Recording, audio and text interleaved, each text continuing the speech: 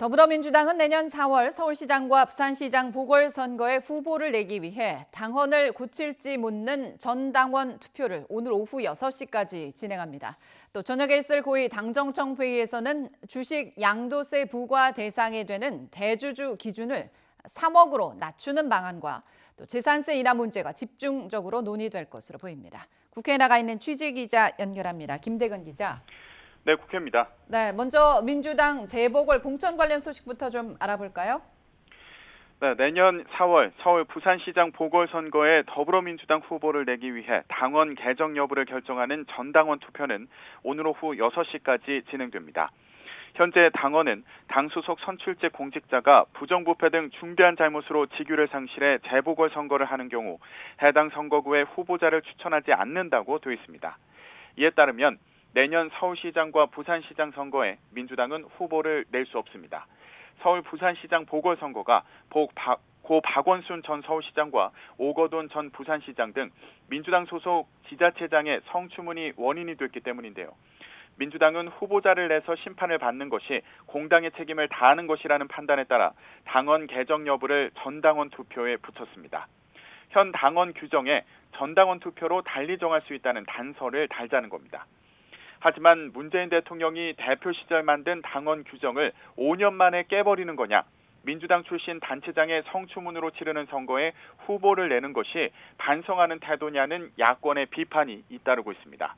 국민의당 주호영 원내대표는 자신의 SNS에서 당원을 바꿀 무슨 사정 변경이 있느냐며 문재인 정권 사람들은 나만은 다르다, 2번은 다르다, 우리는 다르다고만 외친다며 비판했는데요.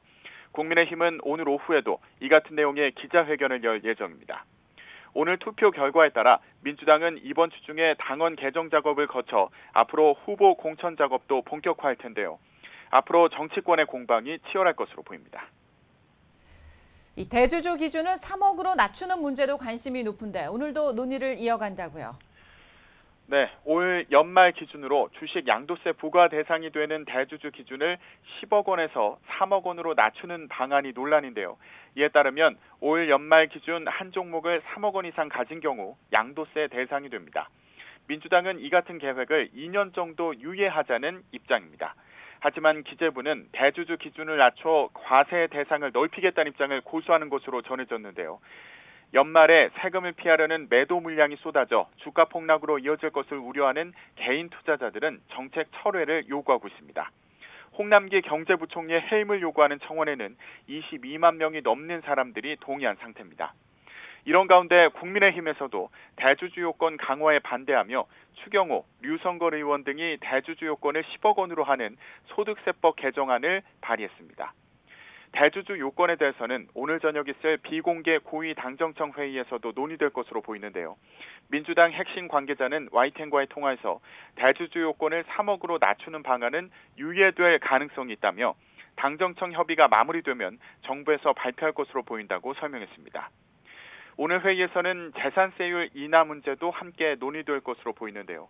공시가격 6억에서 9억 사이 등 과표 구간을 새로 설정해 단계적으로 재산세율을 낮추는 방안 등에 대한 의견을 나눌 것으로 보입니다. 재산세 완화 방안은 이후 지자체 의견까지 반영해 최종 확정할 것으로 전망됩니다. 지금까지 국회에서 YTN 김대근입니다.